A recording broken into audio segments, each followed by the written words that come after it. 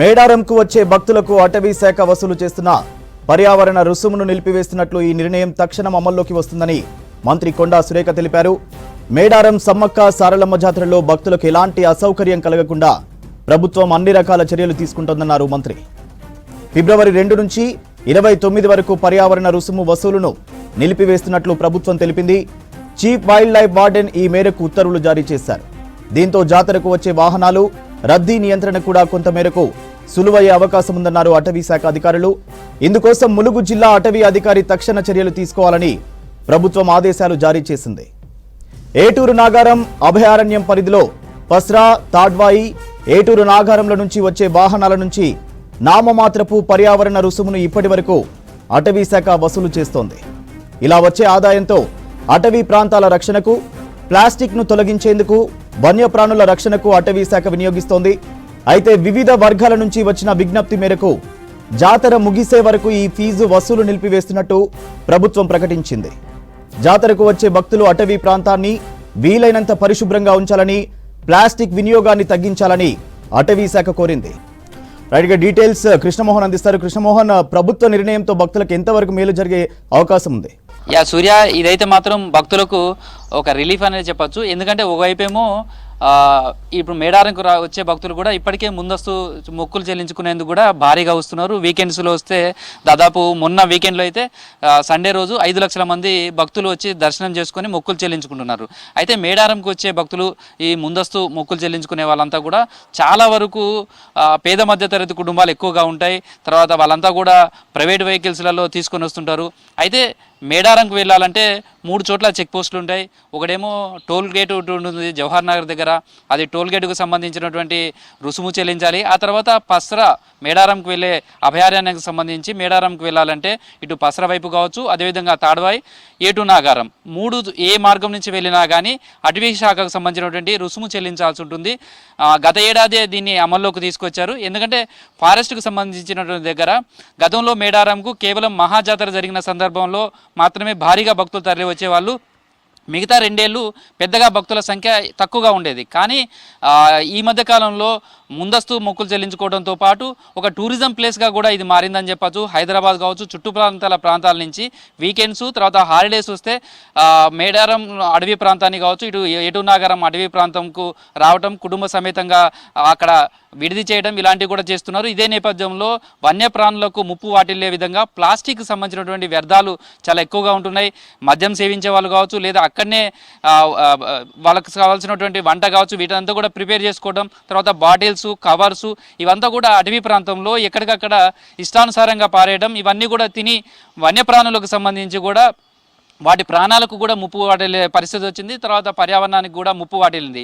ఈ నేపథ్యంలోనే అటవీ శాఖ అప్పుడు అటవీ ప్రాంతంలోకి వెళ్ళే వెహికల్స్కు రుసుము ఏర్పాటు తీసుకోవడం మొదలుపెట్టింది. దానికి అటవీ ప్రాంతంలో పర్యావరణాన్ని కాపాడడం కావచ్చు, జంతువులకు సంబంధించినటువంటి సంరక్షణ చాలా కారణాలు చెప్తూ హెవీ వెహికల్ అయితేనేమో 200 రూపాయలు, తర్వాత లైట్ వెహికల్ అయితే 50 రూపాయలు చెల్లించాల్సి ఉంటుంది. కానీ ఇప్పుడు మేడారంకు సంబంధించి చూస్తే గత నెల రోజులుగా భారీగా వెహికల్స్ వస్తున్నాయి. వెహికల్స్ వచ్చే సమయంలో రుసుము వసూలు చేయడం, దాంతో ట్రాఫిక్ కూడా ఇబ్బంది అవుతుంది. చాలా చోట్ల వెహికల్స్ చాలా దూరంగా నిలిచిపోయినటువంటి పరిస్థితి కనిపిస్తుంది. ఈ ట్యాక్స్ వసూలు చేసే దగ్గరనే ట్రాఫిక్ లాంటి సమస్యలు కూడా ఏర్పడుతున్నాయి. సేమ్ టైంలో భక్తుల మీద కూడా 3 చోట్ల ఈ చెల్లింపులు చేయాల్సి వస్తుంది. ఒకటేమో జవహర్ నగర్ దగ్గర టోల్ కట్టాల్సి ఉంటుంది. సేమ్ టైం తాడ్వాయి లేదా ఇటు ఏటూరు నాగారం, పస్రా అటవీ శాఖ 3 చోట్ల చెక్ పోస్టులు ఏర్పాటు చేసింది. ఏ చెక్ పోస్ట్ నుంచి అయినా మేడారంకు వెళ్ళే దారి ఉంటుంది కాబట్టి ఏ వైపు నుంచి వచ్చినా అటవీ శాఖకు సంబంధించినటువంటి రుసుము చెల్లించాల్సి ఉంటుంది. సేమ్ టైం మేడారం వెళ్ళిన తర్వాత మేడారంకు సంబంధించినటువంటి గ్రామ పంచాయతీ ఆఫీస్ నుంచి కూడా పార్కింగ్ కోసం కూడా అక్కడ కూడా మళ్ళీ రుసుము చెల్లించాల్సి ఉంటుంది. అంటే మూడు దగ్గరలో మేడారంకు వెళ్ళాలంటే భక్తులు 3 చోట్ల వాళ్ళకు సంబంధించినటువంటి ట్యాక్స్ చెల్లించాల్సి వస్తుంది. ఈ నేపథ్యంలో మొన్నటి అక్కడ ట్రాఫిక్ జామ్ అవ్వడం కావచ్చు, లేదా భక్తుల నుంచి కూడా భారీ సంఖ్యలో ఇప్పుడు ముందస్తు మొక్కులు చెల్లించుకోవడానికి వస్తున్నారు. తర్వాత మేడారంలో 21 నుంచి ప్రారంభమయ్యే మహాజాతరకు దాదాపు 1,50,00,000 మంది వస్తారు, లక్షల వాహనాలు వస్తాయి. కాబట్టి భక్తుల మీద ఇది చాలా భారం పడుతుందనే విషయాన్ని అటవీ శాఖ మంత్రిగా ఉన్నటువంటి కొండా సురేఖ దృష్టికి తీసుకెళ్లడం జరిగింది. దీంతో భక్తుల నుంచి వచ్చినటువంటి విన్నపాలు కావచ్చు, తర్వాత వీటన్నిటి నేపథ్యంలో ఒక కీలకమైనటువంటి నిర్ణయం తీసుకున్నారు. అటవీ శాఖ ఏదైతే పర్యావరణ పరిరక్షణ కోసం కావచ్చు, జంతువుల రక్షణ కోసం వినియోగించడానికి ఫండ్ రూపంలో వసూలు చేస్తున్నటువంటి ట్యాక్స్ను రేపటి నుంచి రద్దు చేస్తున్నట్టుగా ప్రకటించారు. ఇదంతా కూడా వచ్చే ఈ నెల 29వ తారీఖు అంటే ఫిబ్రవరి 29 వరకు కూడా ఇది అమల్లో ఉంటుంది. సేమ్ టైంలో ఒక సూచన కూడా స్పష్టంగా చేస్తున్నారు. ఎందుకంటే ఇదంతా కూడా ఒక అడవి ప్రాంతంలో జరిగే ఒక మహాజాతర, గిరిజనులకు కూడా ఆరాధ్య దైవాలుగా నిలుస్తున్నాయి. అయితే అడవి ప్రాంతంలో పర్యావరణాన్ని కాపాడాల్సిన బాధ్యత ప్రతి ఒక్కరి మీద ఉంటుంది. ఈ అడవి ప్రాంతంలోనే విడిది చేసి సమ్మక్క సారలమ్మను దర్శించుకున్న తర్వాత కుటుంబ సమేతంగా అక్కడే విడిది చేస్తారు. అడవి ప్రాంతంలోనే తాత్కాలిక గుడారాలు వేసుకొని అక్కడే వండుకొని తినడం చేస్తారు.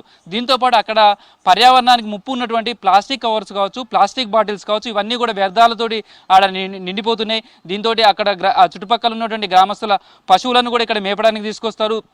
అవి కూడా ఈ ప్లాస్టిక్ కవర్స్ కానీ ఇవన్నీ తినడం వల్ల మృత్యువాత పడుతున్నటువంటి సంఘటనలు కూడా ఉన్నాయి. సేమ్ టైంలో ఆ వ్యర్థాలతోటి పర్యావరణానికి కూడా ముప్పు వాటిల్లుతుంది. కాబట్టి దానికోసమే రుసుము వసూలు చేయడం స్టార్ట్ చేశారు. కానీ ఇప్పుడు జాతర నేపథ్యంలో భక్తుల సౌకర్యం కోసం దాన్ని రద్దు చేశారు. దీంతో ట్రాఫిక్ క్లియరెన్స్కు ట్రాఫిక్ ఇబ్బందులు లేకుండా తీరుతాయి. తర్వాత భక్తుల మీదకు సంబంధించినటువంటి ఒక భారం కూడా తగ్గుతుంది. కానీ అదే దాంతోపాటు ప్రతి ఒక్కరు కూడా సొంతంగా ఎవరు కూడా ప్లాస్టిక్ సంబంధించినటువంటి వినియోగం తీసుకురావద్దు, సింగిల్ ప్లాస్టిక్ సంబంధించిన వస్తువులు తీసుకొని రావద్దు, అక్కడ వ్యర్థాలను వేయకండి, పర్యావరణానికి అడవి ప్రాంతాన్ని కాపాడటానికి కూడా ప్రతి ఒక్కరూ సహకరించాలని కూడా మంత్రి కొండా సురేఖ కోరారు.